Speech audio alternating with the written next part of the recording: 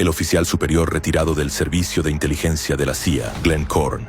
El profesor Korn ocupó cargos de alto liderazgo dentro de la CIA y es graduado de múltiples programas especializados de formación en los ámbitos de inteligencia, seguridad, educación y formación de personal y liderazgo ejecutivo. Cuenta con 34 años de experiencia en las comunidades de inteligencia y asuntos exteriores de Estados Unidos. El profesor Korn sirvió en el extranjero durante más de 20 años en Eurasia, Oriente Medio y Asia del Sur. El profesor Korn tiene un máster en lengua y literatura rusa por la Universidad Americana y una licenciatura en estudios rusos por la Universidad Hofstra, y se graduó en el Instituto Ruso del Ejército de Estados Unidos. A lo largo de su carrera ha desempeñado cargos clave de liderazgo, incluyendo jefe de estación y líder ejecutivo en países de Eurasia y Oriente Medio, subdirector adjunto de operaciones del Centro de Misión Geográfica y jefe de departamento en el Centro Antiterrorista. Sus contribuciones han sido reconocidas con prestigiosos galardones como el Premio del Director de la CIA y el Premio del Director de Inteligencia Nacional.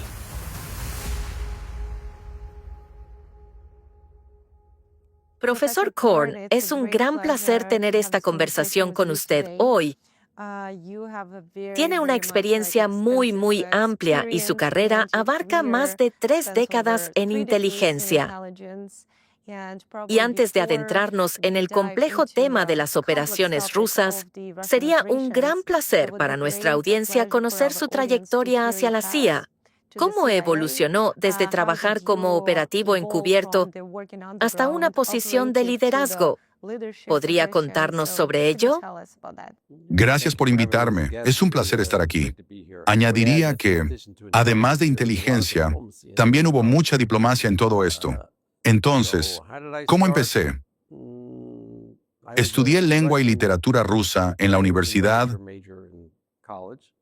en Nueva York en los años 80 y estaba muy interesado en la historia rusa, en aquel entonces, historia soviética, en parte por algunas conexiones familiares, la historia de mi familia y la literatura rusa.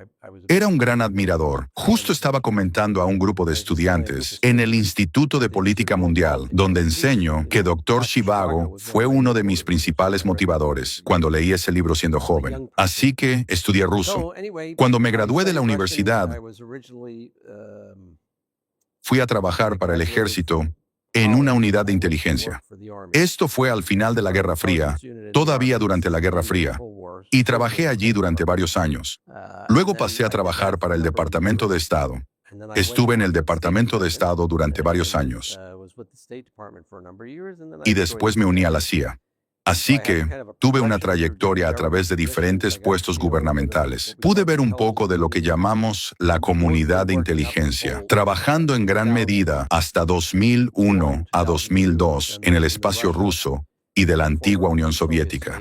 Y luego, por supuesto, después del 11 de septiembre, como muchos estadounidenses, me involucré profundamente en el trabajo de contraterrorismo y tuve la oportunidad de trabajar en Oriente Medio, Eurasia y en Asia del Sur. Así que pasé la mayor parte de mi carrera en el extranjero, salvo algunos periodos de trabajo en nuestra sede en Washington. Y me jubilé en 2023. Y cuando me jubilé, comencé a enseñar en un posgrado aquí en Washington, D.C., llamado el Instituto de Política Mundial.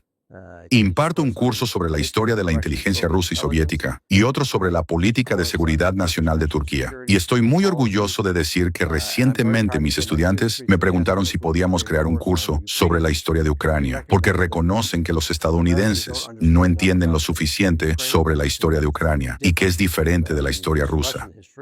Y hay mucho que aprender sobre la cultura y la historia ucraniana. Diría que lo único positivo que nos ha dado la invasión rusa de Ucrania es que ahora existe un reconocimiento de Ucrania como país independiente.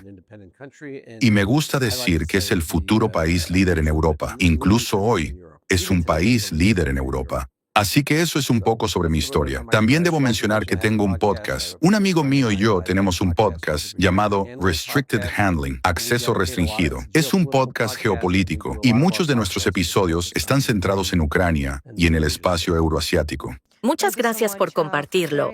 Me gusta mucho la idea de sus estudiantes de crear un curso sobre la historia de Ucrania, porque realmente es un tema que no se aborda lo suficiente. Diría que incluso en Europa no todo el mundo la conoce, por no hablar de América.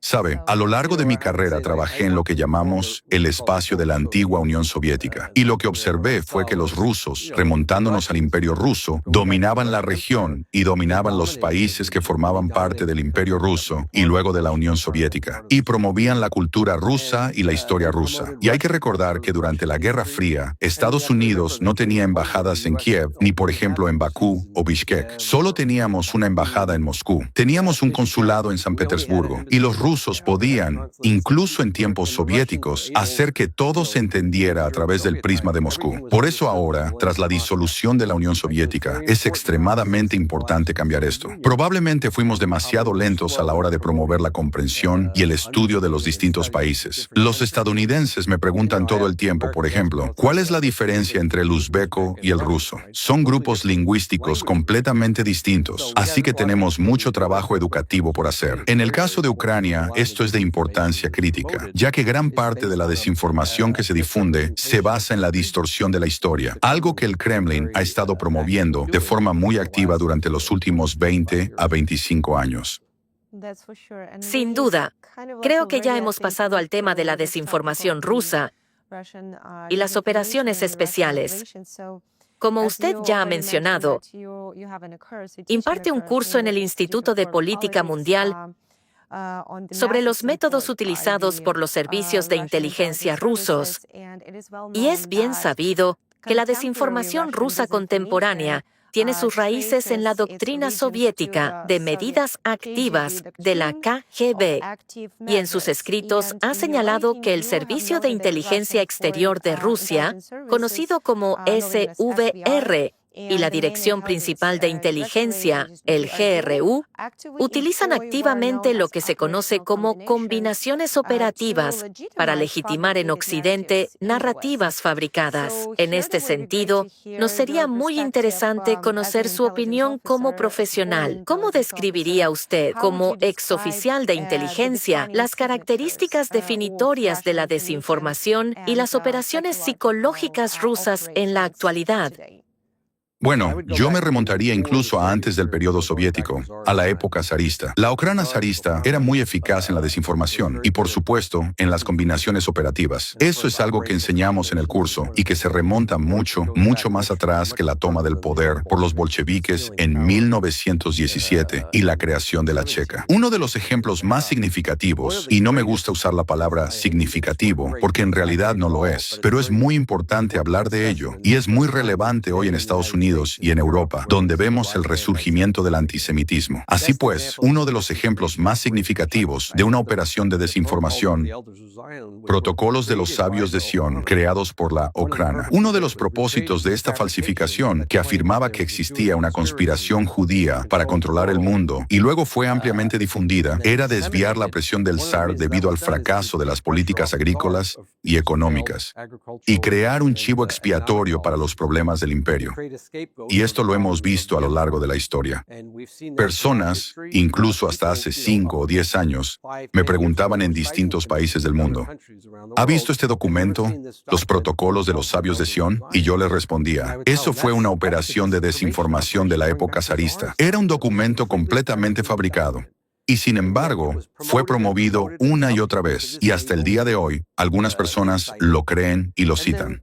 Y luego, tras la creación de la Checa, Félix Dzerzhinsky y los dirigentes de la Checa, y posteriormente de la GPU y la OGPU, tomaron gran parte de la experiencia de la Ucrania y la utilizaron. En el curso hablamos de las combinaciones operativas. Se trata de operaciones de contrainteligencia ofensiva a gran escala. Una de las que antes se enseñaba mucho en Estados Unidos y que ya no es tan conocida es la llamada TRUST.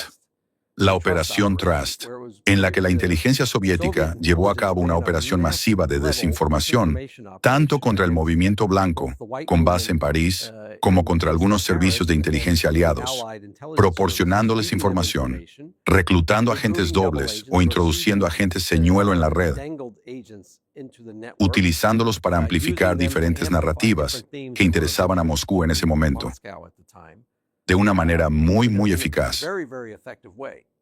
Tras llevar a cabo esa operación durante unos 7 años,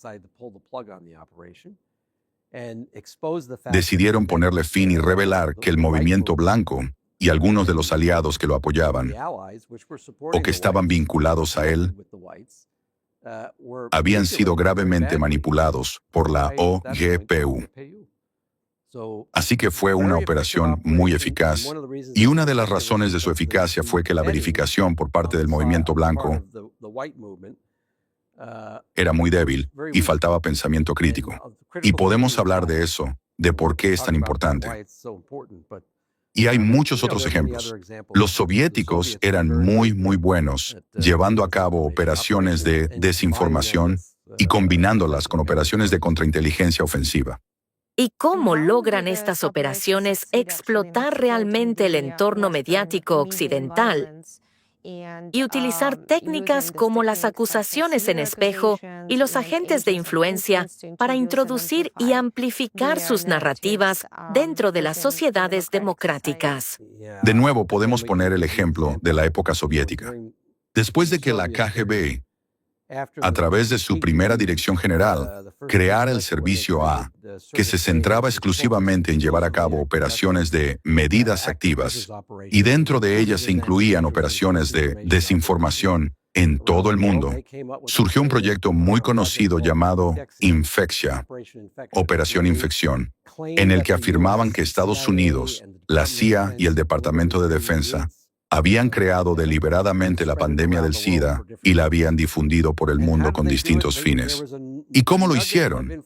Había un elemento de información de que sabían que en Estados Unidos existían grupos muy preocupados por la epidemia de SIDA, que en los finales de los años 70 y los 80 se convirtió en un gran motivo de preocupación para muchas personas, incluidas comunidades vulnerables en Estados Unidos. La KGB tomó esa información, la amplificó y la distorsionó. Añadió elementos fabricados para convertirla en un arma contra el gobierno de Estados Unidos, con el objetivo de desacreditarlo tanto a nivel interno como internacional. Y en resumen, no entraremos en todos los detalles de la operación, pero contaron con un periodista, uno de sus agentes en la India, que lo publicó en un periódico indio.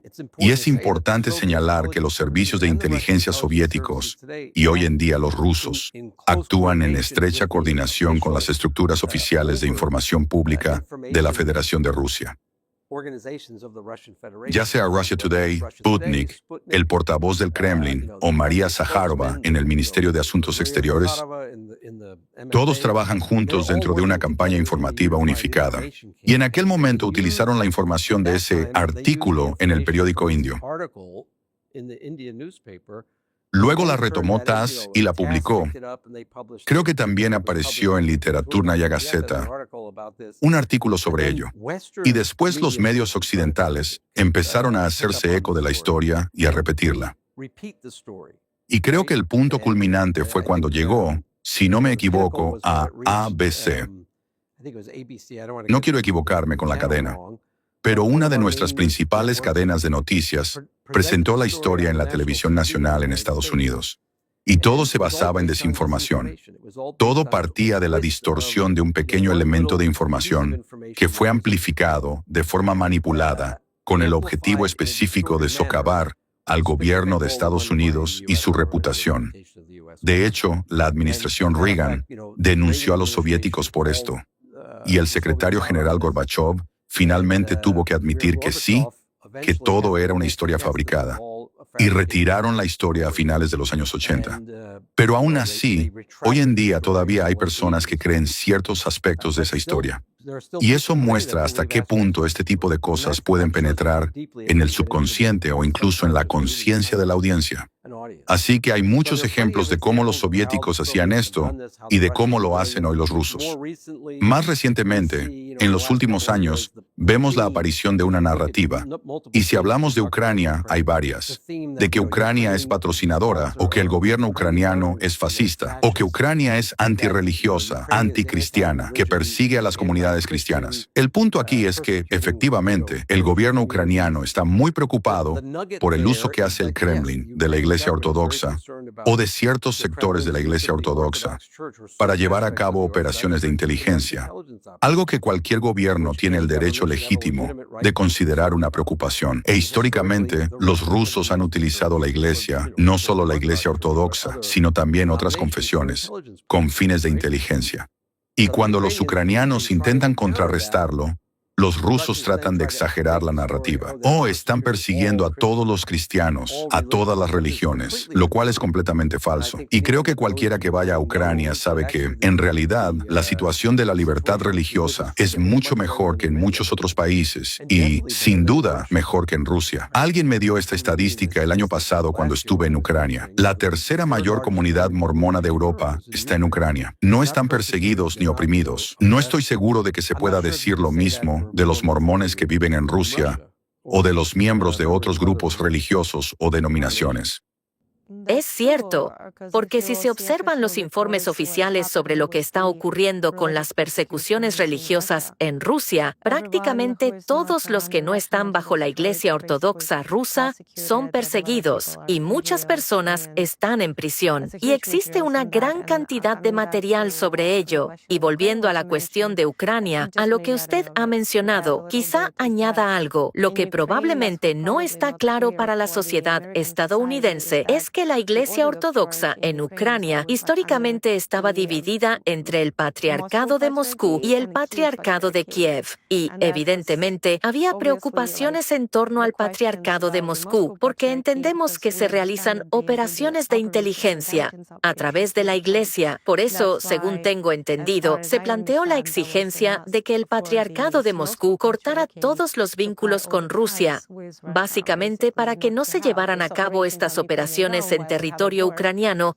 en un contexto de guerra. Pero, en cambio, vemos exactamente lo que usted acaba de describir. Estas narrativas falsas que se utilizan para afirmar que Ucrania persigue a los cristianos, que es anticristiana, antirreligiosa y así sucesivamente. Esa es precisamente la operación que podemos observar hoy en día y la desinformación que intentan difundir. Yo diría que hace 2 o 3 años, los rusos estaban teniendo bastante éxito en ese ámbito. Creo que los esfuerzos de respuesta para educar a los estadounidenses han sido eficaces,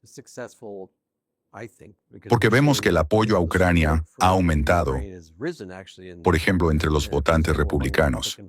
Pienso que parte de ello se debe a que no es solo Ucrania o el gobierno ucraniano, ni siquiera sé si es la principal fuerza impulsora, sino que muchos estadounidenses que son conscientes de lo que está ocurriendo han estado intentando comunicarlo. Yo viajo por el país dando conferencias sobre lo que está sucediendo en Rusia y Ucrania, y esta pregunta suele surgir. La gente me pregunta, ¿es cierto que los ucranianos están persiguiendo a los cristianos? Y yo les explico algunos de los hechos y les digo que pueden comprobarlos, que pueden buscar información fiable. Y otras personas han estado haciendo lo mismo. Usted me dio un gran ejemplo de alguien que era antiucraniano antes de viajar a Ucrania y luego regresó diciendo, un momento, se me han abierto los ojos. Es una historia completamente diferente. Es lamentable que la gente no pueda viajar fácilmente a Ucrania en este momento, pero si la mayoría de las personas fuera allí, vería que no hay persecución. Yo personalmente nunca he experimentado algo así y sinceramente creo que la mayoría de los ucranianos simplemente quiere vivir su vida y no tiene prejuicios. Pueden ser religiosos, pero nunca he visto ninguna falta de respeto hacia otras religiones. Lo que veo es un pueblo que está lo más lejos posible de ser nazi y que simplemente intenta vivir su vida. Y de hecho, son personas bastante felices, a pesar de que su país está siendo bombardeado por su vecino. Son bastante resilientes, pero también gente feliz, amable y acogedora. Así que la narrativa de que Ucrania está gobernada por nazis y es antirreligiosa es, sin duda, una narrativa falsa. Es cierto. Y hablando del ejemplo que le he mencionado, quizá convenga aclararlo para la audiencia. Me refería al pastor Mark Burns, cuyas intervenciones muchos han visto. Y este es realmente un gran ejemplo de que la desinformación debe combatirse precisamente con hechos. Y por supuesto, si tienes la oportunidad de venir y ver la situación sobre el terreno, eso ayuda mucho. Volviendo al tema de los medios occidentales, ¿En qué cree usted que radica la principal vulnerabilidad de Occidente frente a estos métodos y operaciones? Es una gran pregunta. No sé si es tanto una vulnerabilidad de los medios. Es más bien de la sociedad en general. Personalmente creo que en los últimos 30 años, hablaré solo de Estados Unidos porque soy estadounidense, hemos permitido que nuestro sistema educativo se deteriore. No estamos enseñando historia. No estamos enseñando historia a los jóvenes. No les estamos dando una base sólida de conocimientos históricos ni de pensamiento crítico. A menudo veo que la gente simplemente no tiene comprensión de muchas cuestiones, ni siquiera de los temas históricos básicos. Y eso hace que sea muy fácil para fuerzas, ya sean internas o externas, manipularlas. Y luego, por supuesto, está el aspecto del pensamiento crítico. En el mundo actual, donde hay tanta información en Internet y es tan accesible, estamos constantemente expuestos a una avalancha de información y es necesario ser muy disciplinado a la hora de interpretarla y verificarla en cierta medida. No estoy seguro de que la gente lo esté haciendo. Si volvemos al ejemplo de la Trust, una de las razones de su éxito fue precisamente la falta de verificación. Es decir, no se planteaban preguntas críticas sobre la información que se les estaba suministrando. Y como siempre les digo a mis estudiantes, los rusos tienen un dicho muy bueno. Es decir, el queso gratis solo está en la ratonera. Cuando algo es demasiado fácil, incluida la información que se te presenta, deberías pensar que quizá hay una trampa. Tal vez alguien intenta atraparte y por eso probablemente deberías hacer un poco de investigación antes de aceptar simplemente un fragmento de información, un titular que ves. Muchos de los titulares que vemos hoy en las noticias y en las redes sociales están diseñados para provocar una reacción emocional y son titulares muy engañosos. Y por cierto, no son solo los rusos quienes hacen esto, nosotros mismos lo estamos haciendo. Y personas en el ámbito de los medios y quienes utilizan estas prácticas para obtener clics, llamar la atención o vender periódicos o revistas, en mi opinión, deberían avergonzarse, porque realmente está perjudicando. Cuando hablamos de proteger la democracia, esto no la ayuda en absoluto. De hecho, la perjudica. Está socavando el futuro de las próximas generaciones, y eso, sinceramente, es triste de ver. Sí, estoy de acuerdo. Cuando ves titulares llamativos en los medios, entiendes que captan la atención, provocan emociones y literalmente pasan por alto el pensamiento crítico, dejando solo esa emoción. Y dejas de pensar por completo, simplemente lo aceptas. Y entonces, ¿qué pasa si una parte de la población acepta una cosa y otra parte acepta otra distinta? Así es como se produce esta división. Así es como surgen todos estos conflictos sociales, y así sucesivamente. Lo que quiero decir es que estoy de acuerdo con usted en que ha causado un gran daño, y ahora lo vemos con nuestros propios ojos, incluso en Estados Unidos, lamentablemente, cómo ha sido capaz de generar y seguir generando cada día división entre las personas y prácticamente privarlas del pensamiento crítico. Creo que es una llamada a todos a reflexionar, a mantener la calma y a verificar la información. Exacto. Respiren hondo. Tómense un momento. Siempre les digo a mis amigos, no reenvíen cosas sin más, porque ahora es muy fácil. Basta con un clic y puedes enviarlo a muchísima gente. Pero lo que ocurre es que alguien toma un fragmento de desinformación, lo difunde, luego otros empiezan a compartirlo y al final la gente dice, debe ser verdad porque 10,000 personas lo han visto y comentado. Pero hay que preguntarse, ¿dónde está la evidencia? ¿Dónde están los hechos reales? ¿Dónde está la prueba sólida de que esto ocurrió? No está, pero aún así se sigue propagando y difundiendo. Y es emocional, lo entiendo.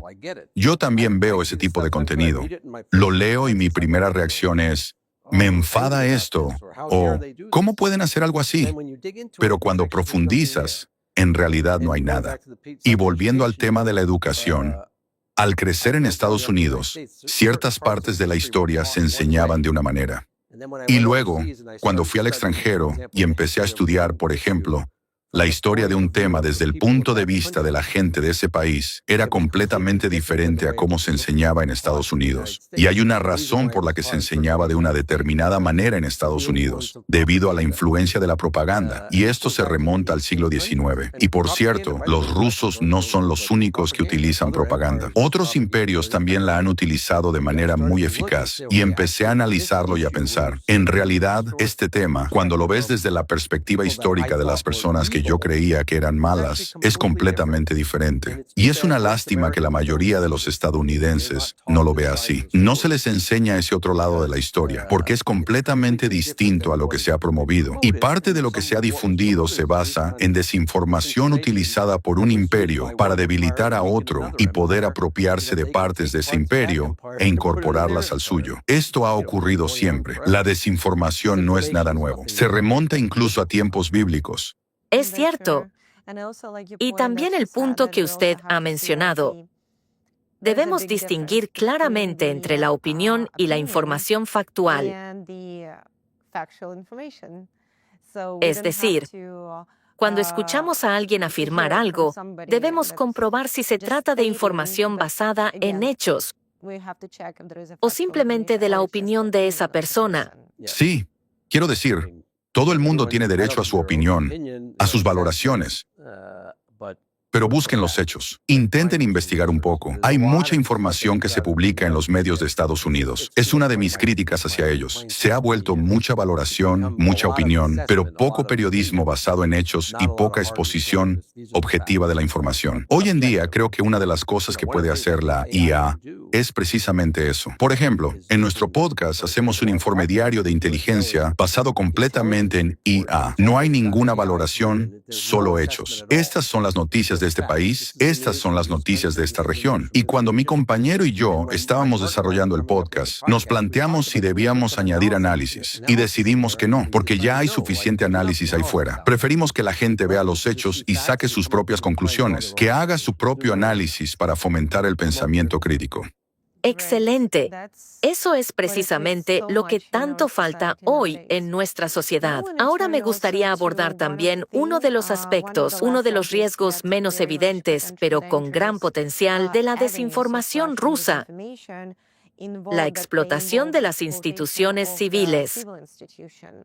Por ejemplo, los informes oficiales de la Comisión de Estados Unidos sobre Libertad Religiosa Internacional han señalado que Rusia ha utilizado redes denominadas anticulto, como las estructuras asociadas a la organización rusa RASIRS, Asociación Rusa de Centros para el Estudio de las Religiones y Sectas, dirigida por Alexander Dworkin, así como la organización europea FECRIS, para estigmatizar a determinados grupos tanto a nivel nacional como internacional. Asimismo, investigaciones de inteligencia de fuentes abiertas realizadas por nuestro centro analítico han indicado que, bajo el pretexto de proteger a la sociedad de cultos o sectas, ciertas redes anticulto han promovido activamente narrativas del Kremlin, demonizando a Ucrania e intentando legitimar la invasión rusa bajo la retórica de la desatanización. En este contexto, me gustaría preguntarle su opinión, su perspectiva como experto en estos métodos operativos de los servicios de inteligencia rusos. ¿Podrían estas comunidades de pseudoexpertos religiosos o anticultistas en distintos países ser efectivamente monopolizados por Rusia y utilizados como cobertura para actividades de inteligencia del FSB en el extranjero?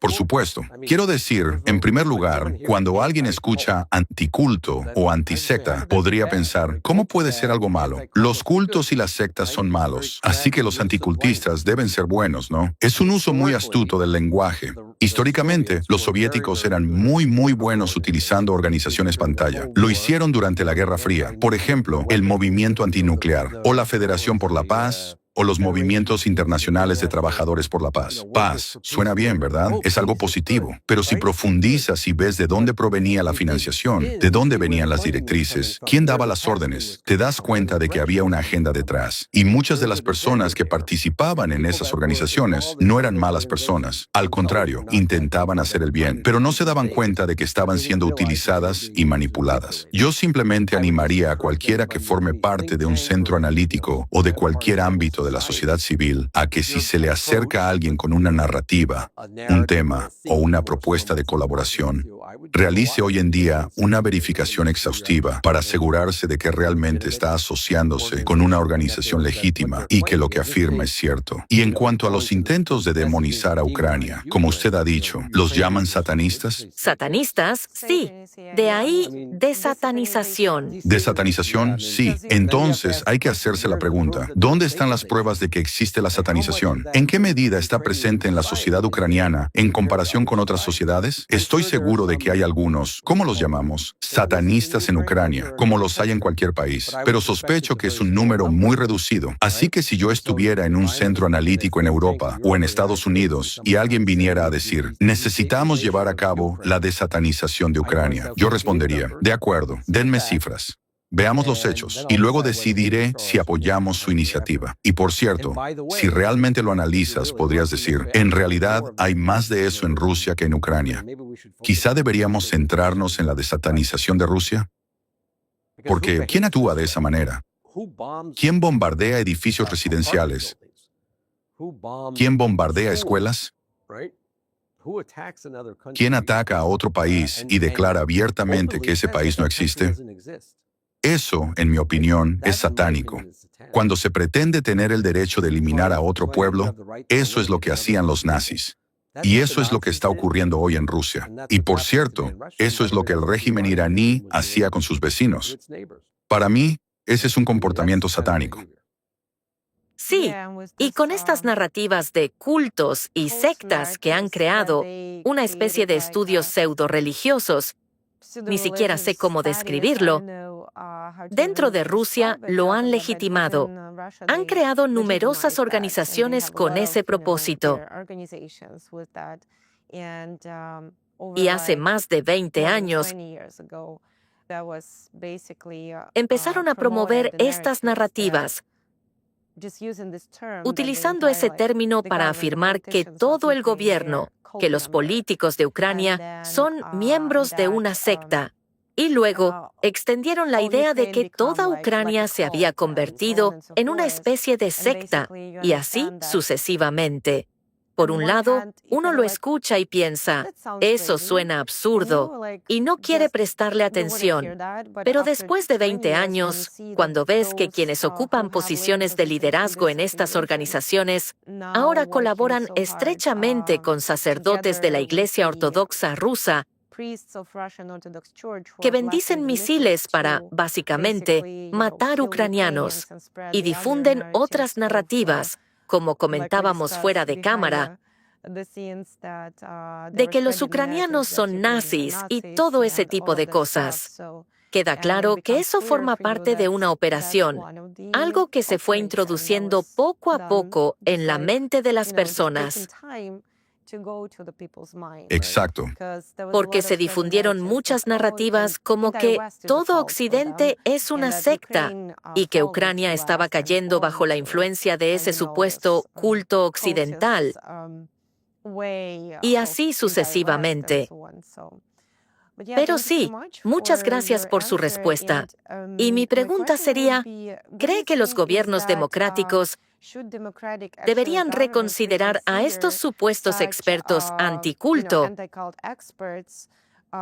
y tratarlos más bien como posibles agentes de influencia extranjera, si ya vemos sus narrativas en distintos países actualmente? No.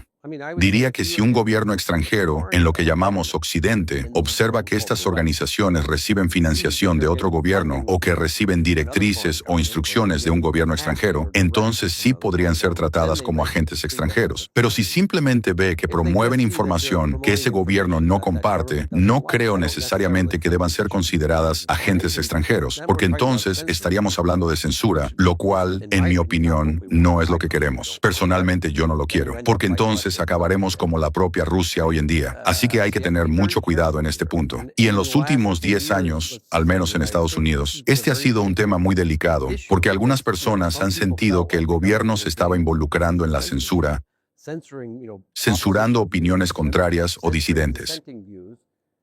Eso no es saludable. Solo genera más desconfianza y más polarización.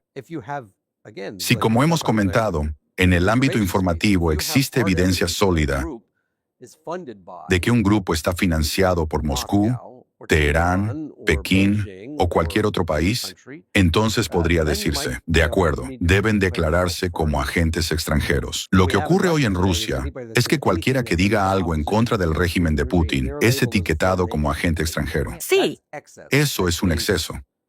Es peligroso, pero si estás recibiendo dinero del Kremlin para promover sus narrativas, entonces diría que probablemente sí eres un agente extranjero. sí, estoy de acuerdo. Tenemos que proteger la libertad de expresión y entender el peligro de la censura. Y al mismo tiempo, somos conscientes de las operaciones rusas, no solo rusas, de estos ataques de desinformación y todo lo demás. Sí, entiendo su punto de vista y creo que es una de las mayores preguntas para todos nosotros. ¿Cómo combatir la desinformación sin caer en la censura ni convertirnos en algo similar a lo que ocurre en Rusia? La gente siempre me pregunta cuando hablo de estos temas, ¿cómo afrontar todo esto? Saben, a finales de los años 80, la administración Reagan había creado un sistema muy eficaz dentro del gobierno de Estados Unidos para identificar las narrativas promovidas por el Kremlin y luego responder con hechos para contrarrestarlas. Era una especie de contradesinformación y creo que fue muy eficaz. Se desarrolló una gran experiencia en ese ámbito. Lamentablemente, tras la disolución de la Unión Soviética, el gobierno de Estados Unidos dejó que toda esa experiencia se perdiera y nunca logró reconstruirla. Y creo que una de las cosas que hay que entender, si hablamos concretamente de Ucrania, es que sería útil tener una lista continua de los temas que el Kremlin ha promovido para intentar desestabilizar Ucrania, lo cual, por cierto, se remonta a 1991, después de que Ucrania obtuviera su independencia. Entonces, ¿cuáles son algunos de esos temas? Por ejemplo, que todos los ucranianos son nazis y fascistas. Sabemos que durante la Segunda Guerra Mundial, algunos ucranianos se pasaron al lado alemán y se aliaron con los alemanes. Eso es cierto. ¿Por qué? Porque veían a Alemania como una alternativa a Stalin y al poder soviético, que, por cierto, también era tan fascista como se puede imaginar. Una forma de gobierno terrible, autocracia, opresión. Así que hay una cierta base histórica en ese sentido. Sí, existieron figuras. Se usaba incluso el término politsai. Y algunas personas de la historia ucraniana han sido calificadas como fascistas, aunque quizá no lo eran realmente.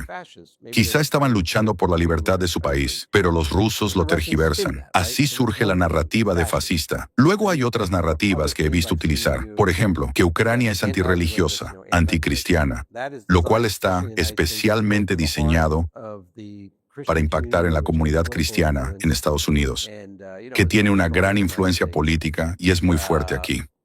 También han difundido el tema de que Ucrania es un foco de tráfico de armas, una amenaza para Europa, que el narcotráfico y el terrorismo pasan por Ucrania, que el gobierno ucraniano da refugio a terroristas.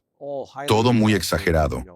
Otra narrativa muy frecuente es que las armas proporcionadas por Estados Unidos o la OTAN a Ucrania terminan en México. siendo utilizadas por cárteles de la droga, que los ucranianos corruptos las venden, que el presidente Zelensky consume cocaína en un yate y ni siquiera está en Kiev. Estas narrativas se difunden constantemente y para algunas personas resultan muy emocionales, por lo que reaccionan. Y todavía hay estadounidenses que dicen, ¿por qué los ucranianos están vendiendo todas las armas que les damos? Pues no lo están haciendo. Tal vez hayan perdido el control de algunas armas en el campo de batalla, lo cual ocurre en cualquier guerra. Y quizá algunas de esas armas hayan terminado en lugares indebidos. Pero eso no significa que la venta de armas sea una política de Ucrania, ni que exista una corrupción masiva en ese ámbito. ¿Tiene Ucrania un problema de corrupción? Por supuesto. Pero si se compara la corrupción en Ucrania con la de Rusia, no hay comparación, porque en Rusia la escala está completamente fuera de control, más allá de cualquier comprensión. Y en segundo lugar, en Ucrania la sociedad civil tiene cierta capacidad para contrarrestarlo. Y lo vimos este verano, cuando la gente salió a las calles para protestar ante los intentos de debilitar los mecanismos del gobierno diseñados para combatir la corrupción. Y más tarde vimos cómo algunos altos funcionarios ucranianos perdieron sus cargos por estar implicados en esquemas corruptos.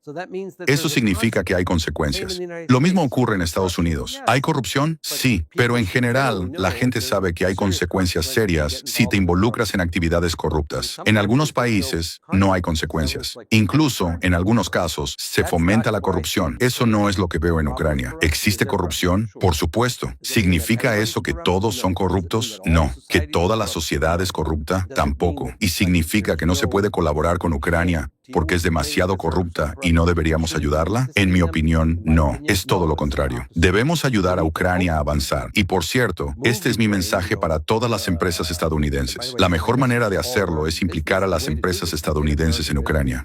Fomentar la inversión y la colaboración directa con los ucranianos. Esa es, en mi opinión, la mejor forma de afrontar el riesgo de corrupción. No atacando a los ucranianos y aliándose con Rusia, que es el país más corrupto que puedas imaginar. Perdón, pero así es. Si hablamos de esta guerra informativa, en las primeras etapas de la invasión a gran escala, Ucrania logró en realidad una ventaja decisiva en la batalla por las comunicaciones estratégicas internacionales. Sin embargo, los analistas señalan ahora que Rusia ha pasado a una estrategia de desgaste informativo, saturando sistemáticamente el espacio informativo con desinformación y fomentando al mismo tiempo el cansancio entre la audiencia internacional. Eso es precisamente lo que hemos estado comentando.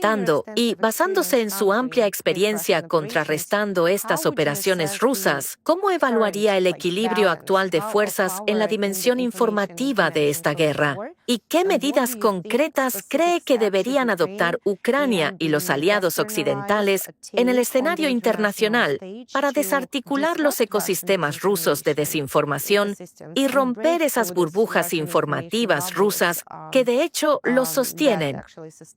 Exacto. Una vez más, mire, los rusos quieren que Occidente piense que, ya lo dije, escribí un artículo en 2023 diciendo que la guerra por Ucrania probablemente se está librando más en el espacio informativo, especialmente en Estados Unidos, en aquel momento, que en los campos de batalla de Ucrania. El destino de Ucrania está tanto en manos del pueblo ucraniano como en las de la gente en Occidente, que está siendo golpeada por esta narrativa del Kremlin de que están cansados, no pueden más, nosotros podemos resistir más que ustedes. Los rusos tienen una increíble capacidad para sufrir y ustedes en realidad solo quieren volver a una vida cómoda. Están malcriados. En el fondo no quieren esta guerra y están desperdiciando dinero ayudando a los ucranianos. Mi opinión personal es que también deberíamos recordar que nosotros también podemos ser muy duros. También podemos resistir. Y por cierto, cuando se habla de fatiga, oigo aquí a gente decir, estamos cansados. Vayan a Ucrania y vean lo que los ucranianos han tenido que soportar. Yo estuve allí en febrero. Hacía menos 30. La gente no tiene calefacción. Conocí a una mujer de unos 60 años que por la noche baja 14 pisos por las escaleras con una linterna para ir a comprar algo. Y luego tiene que subir subir esos 14 pisos de nuevo porque no hay ascensor. Y aún así, sigue sonriendo. Así que,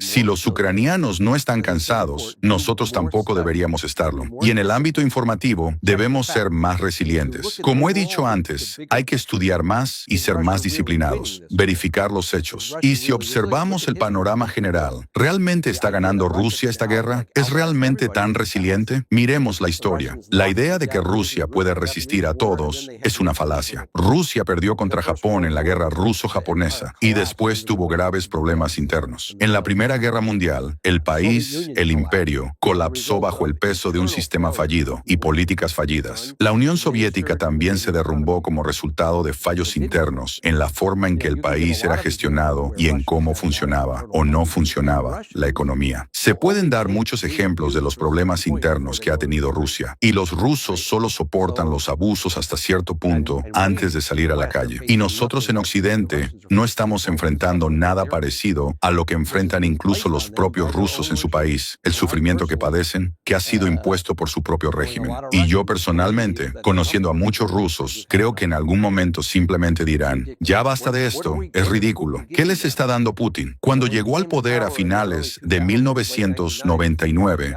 y principios de los 2000, les prometió devolverles la dignidad, recuperar la economía, restablecer el lugar de Rusia en el mundo. ¿Y qué están recibiendo ahora? Aumento de la criminalidad en Rusia, una especie de caos social, escasez, desempleo y problemas demográficos. ¿Están hoy los rusos más respetados en el mundo que hace 10 o 20 años?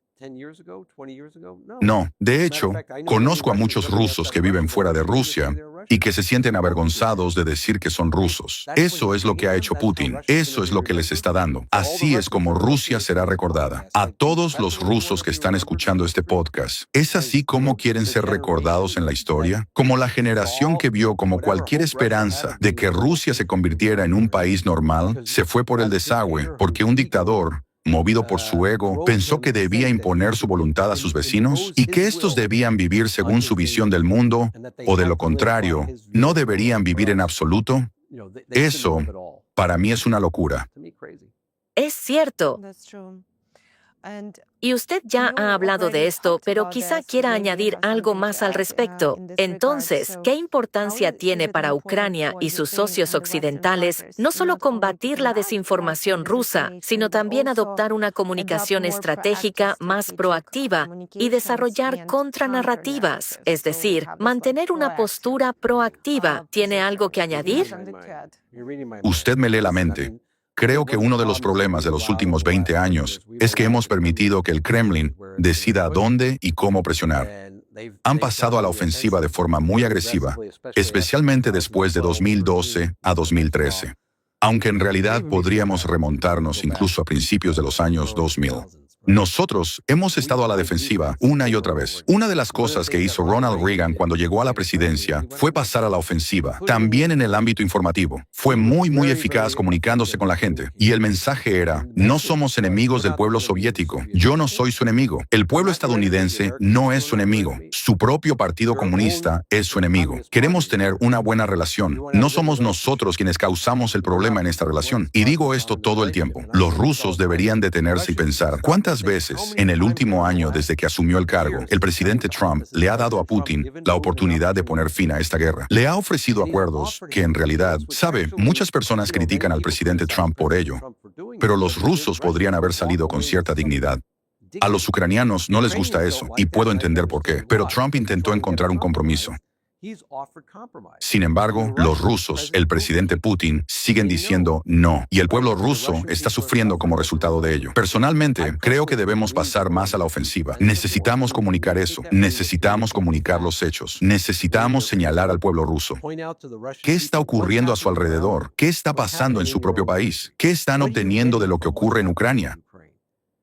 ¿Les beneficia en algo? ¿De qué manera les beneficia? Quizá a un pequeño porcentaje del país vinculado al complejo industrial de defensa. ¿Y a quién más? ¿A quién más se beneficia la mayoría de los rusos de esto? No. ¿O está promoviendo la dignidad y el poder de Rusia?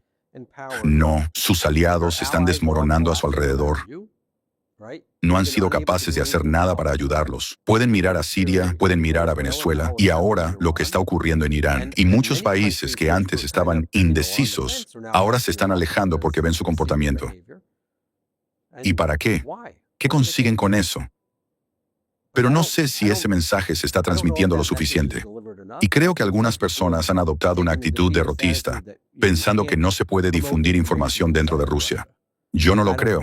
Durante la Guerra Fría, cuando la KGB estaba en el punto máximo de su poder, aún así logramos hacer llegar información a la Unión Soviética.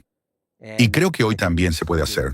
Y no debería ser desinformación. No debemos hacerlo, porque sé que los rusos creen que nosotros promovemos desinformación. No, hay que contrarrestar lo que dicen con hechos. Es un gran plan. ¿Qué tipo de patriarca promueve la guerra? ¿Bendiciendo abiertamente misiles que matan a civiles? Escuche, conozco a muchos rusos y no creo que realmente consideren que eso esté bien. Y también conozco a muchos rusos que simplemente quieren vivir su vida, como los ucranianos. Fueron arrastrados a esta situación. Sus hijos están siendo enviados a morir en masa. ¿Para qué? Así que ese es un mensaje que creo que debe transmitirse al pueblo ruso. Y si la guerra termina, esto es algo en lo que Occidente debe pensar. Si los rusos empiezan a comportarse mejor, ¿cómo se recompensa ese comportamiento? Porque eso es algo que también he observado en los últimos 10 a 15 años. Siempre se habla de castigo, pero muy poco de cuál sería la recompensa por un buen comportamiento. Por retirar las tropas de Ucrania, de Georgia, por intentar mejorar las relaciones con los vecinos, por detener las operaciones de desinformación, por cesar los ciberataques. Si eso ocurre, ¿cómo mostramos que es una buena señal? ¿Cómo podemos empezar a interactuar de manera constructiva y hacer que valga la pena para el pueblo de Rusia? Y sé que los ucranianos que escuchen esto probablemente se enfadarán conmigo. Y puedo entender por qué. Es muy emocional, pero creo que debemos pensar en cómo incentivar a aquellos rusos que quieren comportarse de manera positiva a que lo hagan, para que no sientan que todo el mundo está en su contra. Eso es algo que hizo Ronald Reagan. Creo que fue muy eficaz. Yo fui estudiante en Moscú en los años 80, en pleno apogeo de la Guerra Fría. Y sin embargo, todos los soviéticos que conocí admiraban a Ronald Reagan, y había una razón para ello. Sí. Ronald Reagan es, de hecho, una figura respetada en todo el mundo e incluso por la gente en la Unión Soviética. Y sí, hizo un trabajo muy bueno. Veremos cómo se desarrollan los acontecimientos. Espero de verdad que logremos detener lo antes posible esta guerra sangrienta y todas las operaciones. Así que, mirando más allá de la fase actual de la guerra de Rusia contra Ucrania, usted ha pasado muchos años, como ha mencionado antes, trabajando en los desafíos de seguridad en Europa del Este y Eurasia. ¿Cómo ve y cómo imagina la arquitectura de resiliencia democrática y de seguridad en una Ucrania de posguerra? Creo que tenemos que ser realistas. Todas las democracias estables se construyen sobre la base del desarrollo económico. Así que el futuro de Ucrania, de una Ucrania estable, significa desarrollo económico y prosperidad para el pueblo ucraniano. Y eso va a requerir mucha inversión, asistencia y orientación. Si observamos el periodo posterior a la Segunda Guerra Mundial, Estados Unidos desempeñó un papel clave mediante el Plan Marshall y otros programas para reconstruir Europa Occidental. Creo que probablemente se necesitarán programas similares, no solo por parte de Estados Unidos, sino también de otros aliados, porque está en su propio interés, incluidos nuestros socios del Golfo, que cuentan con muchos recursos y capital, así como nuestros socios europeos. Eso es una cosa. Y en segundo lugar, debemos recordar que no se trata solo de Ucrania. Sé que esto no será popular entre algunos oyentes ucranianos, pero hay otros países que también necesitan mucha ayuda. Tenemos Siria, que ha pasado por una terrible guerra civil y años de estar gobernada por dictadores. Una dictadura familiar. Ahora Siria necesita desarrollo si queremos ver algún tipo de estabilidad allí. Con suerte, el régimen en Irán llegará a su fin y el pueblo iraní recuperará su país. Pero va a requerir esfuerzos colosales. Es decir, se está produciendo mucho daño en estos momentos. Todo esto va a requerir una enorme inversión y reconstrucción. Hay muchos países, Venezuela, por ejemplo, y por supuesto, Ucrania. Así que debemos pensar estratégicamente en cómo vamos a hacerlo. Aquí, en Estados Unidos y en Occidente, deberíamos estar pensando no solo en lo que va a pasar de aquí al verano o hasta las elecciones de mitad de mandato, sino en qué vamos a hacer dentro de 5 años. ¿Cómo vamos a gestionar todo esto? Y cómo nosotros y nuestros socios, y por cierto, necesitamos que nuestros socios hagan esto junto con nosotros, vamos a traer prosperidad. Y luego también deberíamos plantear exigencias a aquellos a quienes ayudamos, como hicimos después de la Segunda Guerra Mundial. Vamos a ayudar a reconstruir Alemania, pero tendremos expectativas sobre la forma de gobierno. Vamos a ayudar a reconstruir Japón, pero también vamos a tener expectativas. No vamos a permitir una dictadura. No queremos un militarismo como el del pasado. Y a cambio, lo que los ucranianos deberían entender es que una de las cosas de las que más orgulloso me siento como estadounidense, es que, en aquel momento, cuando hicimos eso por otros países, les ayudamos a ponerse de pie y luego les devolvimos plenamente esos países. No conozco a ningún otro imperio o país que haya hecho algo así. Reconstruimos Alemania y ahora Alemania es uno de nuestros mayores competidores económicos. Ayudamos a reconstruir Japón. Cuando yo era joven, en los años 70, Japón era considerado una gran amenaza económica para Estados Unidos. Llegaron a desplazar a gran parte de nuestra industria automovilística, porque eran mejores produciendo vehículos de calidad a menor coste. Nosotros contribuimos a que llegaran a ese nivel. La construimos y luego la transferimos a los japoneses. Y creo que fue beneficioso tanto para nosotros como para los japoneses.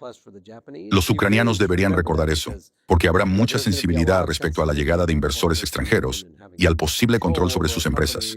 Sin embargo, lo que observo ahora en los ucranianos es que, y creo que esto es algo que los estadounidenses deberían entender, la mayoría de los ucranianos con los que trato, y trato con un grupo bastante amplio, están muy bien formados y son muy innovadores y progresistas en el ámbito empresarial. Lo vemos ahora incluso en el campo de batalla. Y eso es algo positivo, porque creo que hay un gran potencial para asociaciones con empresas ucranianas en el futuro. En cuanto a Irán y Siria, la situación será algo diferente. Y de hecho, ya lo estamos viendo en Oriente Medio. Necesitaremos la ayuda de los ucranianos no solo en el desarrollo de sistemas antidrones, sino también en la reconstrucción de economías, por ejemplo en el ámbito agrícola. Basta con ver la experiencia que tiene Ucrania en el sector energético. Si volvemos a la guerra informativa, entendemos que Rusia probablemente continuará sus actividades subversivas, también en el ámbito informativo, incluso después del alto el fuego. ¿Qué reformas institucionales y qué mecanismos de contrainteligencia y seguridad informativa deberían convertirse en prioridades para Ucrania y sus socios occidentales a fin de proteger a la sociedad ucraniana de futuras injerencias híbridas? Sin duda. La gente suele preguntar, ¿cuándo va a terminar la guerra en Ucrania? Muchos ucranianos dirían que lleva, ¿cuánto? 400 años. Quiero decir, definitivamente desde 1991, los rusos han estado llevando a cabo este tipo de guerra asimétrica, este espacio de medidas activas. Y creo que eso va a continuar incluso después de que haya algún alto el fuego o el fin de los combates convencionales que vemos ahora. ¿Cómo deberían llevar a cabo las reformas los ucranianos? No voy a dar consejos sobre eso. Solo diría que nosotros en Estados Unidos no deberíamos pensar que, una vez que se lance el último misil, nuestra misión habrá terminado. No deberíamos cometer el mismo error que cometimos en Afganistán, cuando los soviéticos se retiraron y simplemente nos dimos la vuelta y nos fuimos. Debemos mantenernos implicados. Debemos, una vez más, apostar por la inversión y la prosperidad económica. Porque gran parte de esta desinformación no tiene impacto en personas que están felices, satisfechas y tranquilas. Eso es lo que veo en mi propio país. El punto máximo de las emociones llega cuando las personas están asustadas. ¿Y de qué tienen miedo a menudo? De perder su empleo, de no tener suficiente dinero para pagar las facturas, de no poder cuidar de sus familias, ¿verdad? Si se sienten seguras y prósperas, no son tan vulnerables a ese miedo. Por eso es muy importante, y esto es lo que he visto a lo largo de mi carrera en muchos de los países en los que trabajé, que el desarrollo económico es fundamental. A veces, para lograr el desarrollo económico, Es necesario proporcionar asistencia en materia de seguridad, porque existen actores externos, ya sean estatales o no estatales, que intentan desestabilizar la economía de otro país como forma de tomar el poder. Por eso, Estados Unidos tendrá que seguir implicado. Y luego, por supuesto, siempre digo que antes de febrero de 2022, antes de la invasión a gran escala de Ucrania, los rusos ya llevaban a cabo asesinatos dentro de Ucrania, realizaban sabotajes. La única diferencia entre entonces y ahora es que los ucranianos han demostrado que también pueden hacer lo mismo, y lo están haciendo de manera muy eficaz, y los rusos deberían recordarlo. Así que cuando llegue el alto el fuego, quizá no tengan tanta prisa por asesinar a alguien, llevar a cabo sabotajes, ciberataques o hacer explotar algo, porque los servicios de inteligencia ucranianos han demostrado que también son muy competentes en eso. Sabemos que los rusos suelen guiarse por el principio de ojo por ojo, pero ahora esas acciones tienen consecuencias reales. Quizá en 2014 o 2015 no las había. Ahora hay consecuencias muy serias, y tal vez sea en interés de ambas partes mantener este tipo de disuasión. Mejor no hacerlo. Y quizá, como solía decirles a mis amigos rusos, y no solo a mis amigos, también a personas con las que no estaba de acuerdo, tal vez deberían intentar ver a Ucrania como un socio para los negocios y el desarrollo. Y eso beneficiaría a ambos, porque es un país europeo, es un puente hacia el resto de Europa. No pueden simplemente saltárselo, y nunca volverán a ocuparlo. Los ucranianos han demostrado que no van a permitir que Rusia convierta nuevamente a Ucrania en una extensión de Rusia. No existe tal cosa como Malorosilla. Es Ucrania, y el pueblo de Ucrania seguirá siendo ucraniano. Eso no significa que tengan que ser enemigos. De hecho, podrían ser buenos socios. Es cierto. Y creo que ya es la segunda vez que, cuando le hago una pregunta, usted vuelve al tema económico, a la prosperidad, y estoy completamente de acuerdo. Muchas gracias por enfatizarlo, porque realmente creo que un país fuerte económicamente no será fácil de derrotar, no será fácil de invadir. Si las personas están satisfechas, felices, será muy difícil enfrentarse a un país fuerte desde el punto de vista económico. Así que realmente deseo eso para Ucrania. Y gracias por sus reflexiones y por la comparación con lo que ocurrió en Afganistán. Sería muy importante que Estados Unidos siga implicado incluso después del alto el fuego. Aprecio mucho nuestra conversación. Realmente ha ayudado a comprender mejor esta guerra informativa. Muchas gracias por compartirlo con nuestra audiencia. Y antes de concluir, me gustaría hacerle una última pregunta. ¿Qué consejo daría a cualquier persona común para no convertirse en una herramienta dentro de las operaciones informativas de alguien? ¿Qué recomendaría? Quizá algunos pasos sencillos para cualquier persona. Bueno, primero, estudiar, aprender, educarse, conocer la historia de la desinformación. Hoy en día hay mucha literatura excelente, muchos buenos libros, también videos en YouTube, si no quieres leer o no tienes tiempo, si estás en el gimnasio. Ese es el primer paso. Segundo, recordar tomarse un respiro hondo cuando veas información y decir, vale, voy a comprobar esto. Y hoy en día no es tan difícil, porque también hay mucha información disponible en Internet. Hay información y contrainformación. Simplemente investiga un poco. No reacciones emocionalmente de inmediato y entiende que muchos de los algoritmos de las redes sociales están diseñados precisamente para provocar esa reacción emocional en ti. Así que tienes que contrarrestarlo. Tienes que ser tu mejor filtro contra la desinformación. Y el último punto que diría es recordar que si no sabes algo y ves una información que provoca una reacción en ti, tu impulso debería ser, vale, quiero llenar ese vacío de conocimiento. Si no conoces realmente la historia de Ucrania, por eso estaba tan orgulloso de mis estudiantes, porque estábamos hablando de una figura de la historia ucraniana y empezaron a hacer muchas preguntas. Y yo les dije, ¿cuántos saben realmente sobre la historia? Bueno, no mucho. Y en la siguiente clase volvieron y me dijeron, queremos crear un curso sobre la historia de Ucrania, porque vemos que hay un vacío. Queremos llenarlo. Esa es la respuesta correcta. Y si somos capaces de hacer eso, creo que estaremos en una situación mucho mejor que la actual, en una sociedad donde hay muchos vacíos de conocimiento y donde se lanza mucha información a la gente, generando reacciones emocionales que polarizan y dividen a las personas. Y debemos recordar que las únicas personas que quieren, hablaré solo de Estados Unidos. Pregúntate, ¿quién quiere que estemos divididos? ¿Quién quiere que odies? ¿Quién quiere que los demócratas odien a los republicanos? ¿Quién quiere que los afroamericanos odien a los blancos? ¿Quién quiere que los estadounidenses de origen asiático odien a los hispanoamericanos? La estrategia de divide y vencerás. Hemos visto cómo ha funcionado en la práctica. ¿Quién no debería querer eso? Nosotros no deberíamos quererlo. Y eso significa que debemos tomarnos el tiempo y tener la disciplina de preguntarnos, ¿esto realmente ocurrió? ¿Esta comunidad o este pastor en esta iglesia o este imán realmente dijo eso? Porque sabemos que durante el ciclo electoral de 2016, los rusos difundieron información dirigida a distintas comunidades religiosas en Estados Unidos para intentar que se enfrentaran entre sí. ¿Por qué? Porque intentan debilitar la sociedad para que el gobierno colapse y entonces puedan proyectar su influencia. Y por cierto, a todos los estadounidenses que están escuchando, ellos quieren quitarte lo que tienes. Y lo van a hacer sin disparar un solo tiro, si no muestras disciplina.